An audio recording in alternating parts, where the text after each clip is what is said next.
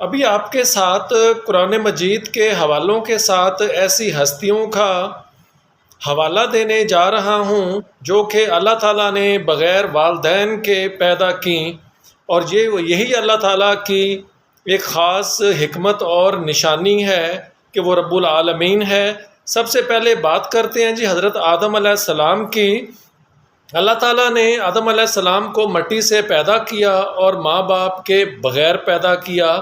قرآن مجید میں اللہ تعالیٰ نے سورۃ آل عمران میں اس چیز کا حوالہ دیا ہے، بے شک عیسیٰ علیہ السلام کی مثال اللہ کے نزدیک آدم علیہ السلام کی طرح ہے جنہیں مٹی سے بنایا گیا۔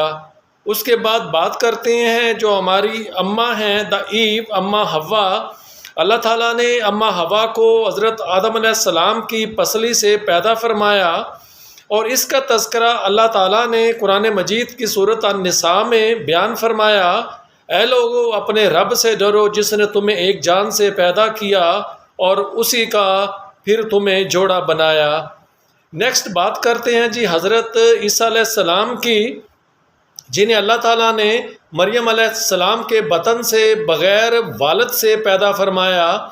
اللہ تعالیٰ نے سورۃ آل عمران میں ارشاد فرمایا، جب فرشتوں نے کہا اے مریم اللہ تجھے اپنے کلمے کی بشارت دیتا ہے جس کا نام مسیح عیسیٰ ابن مریم ہوگا۔ اور پھر اللہ تعالیٰ نے ایک اور جگہ قرآن مجید میں سورۃ التحریم میں اسی کا تذکرہ فرمایا ہے، اور مریم علیہ السلام کو یاد کرو جس نے اپنی پاکیزگی کی حفاظت کی تو ہم نے اس میں اپنی روح پھونک دی۔ اب بات کرتے ہیں حضرت صالح علیہ السلام کی اونٹنی کی۔ اس کا بھی اللہ تعالیٰ نے قرآن مجید میں ذکر فرمایا ہے۔ اللہ تعالیٰ کے حکم سے پہاڑ سے معجزے کے طور پر نکالی گئی، اور یہ اونٹنی بھی بغیر والدین کے اللہ تعالیٰ نے پیدا فرمائی۔ قرآن مجید میں اس کا حوالہ کچھ یوں ہے جو کہ سورۃ ہود میں بیان کیا گیا ہے، اور اے میری قوم یہ اللہ تعالیٰ کی اونٹنی ہے جو تمہارے لیے ایک نشانی ہے۔ اور اسی بات کا حوالہ اللہ تعالیٰ نے سورۃ القمر میں بھی دیا، ہم نے سمود کو اونٹنی دے کر آزمائش میں ڈالا۔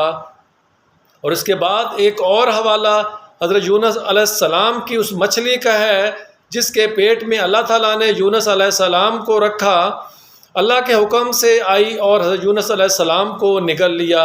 اللہ تعالیٰ نے سورۃ صافات میں اس کا ذکر فرمایا ہے، پس اپنی مچھلی نے نگل لیا اور وہ ملامت کرنے والا تھا، یعنی کہ حضرت یونس علیہ السلام۔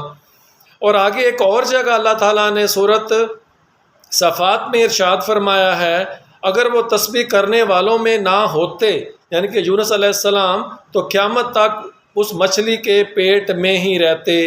اور سب سے لاسٹ میں بات کرتے ہیں حضرت موسیٰ علیہ السلام کے اس عصا کی، جب وہ جتنے جادوگر تھے فرعون نے وہاں پہ اکٹھ کیا تھا، تو تب جو آپ کا عصا تھا وہ سب سے بڑا اژدہا بن گیا تھا، اور جتنے جادوگروں نے وہاں پہ سانپ چھوڑے تھے ان سب کو نکل گیا تھا۔ اور تو ہوا کیا تھا، اللہ تعالیٰ نے موسیٰ علیہ السلام کو ایک عصا عطا فرمایا جو تمام عام لکڑی سے نہیں بنا ہوا تھا بلکہ زندہ معجزہ تھا۔ یہ عصا شام میں بدل جاتا اور اللہ کے حکم سے سمندر کو بھی وہ چیر پھاڑ دیتا۔ اللہ تعالیٰ نے قرآن مجید میں سورۃ بنی اسرائیل میں اور سورۃ شعراء میں اس کا ذکر فرمایا ہے، اور ہم نے موسیٰ علیہ السلام کو 9 نشانیاں عطا کیں، اور ہم نے اسے حکم دیا کہ اپنی لاٹھی ڈال دے، وہ فوراً ہی کھلا اژدہا بن گئی۔ اور یہ واقعہ کب کا ہے، جب فرعون نے ایک اکٹھ کیا تھا، اور سامری جادوگر اور جو بڑے بڑے جادوگر تھے وہ یہ دعویٰ کرتے تھے کہ موسیٰ علیہ السلام نعوذ باللہ ایک جادوگر ہیں۔ ہوپ سو کہ آپ کے لیے یہ انفارمیشن بڑی فائدہ مند ثابت ہوں گی۔ سو تھینکس یو ویری مچ۔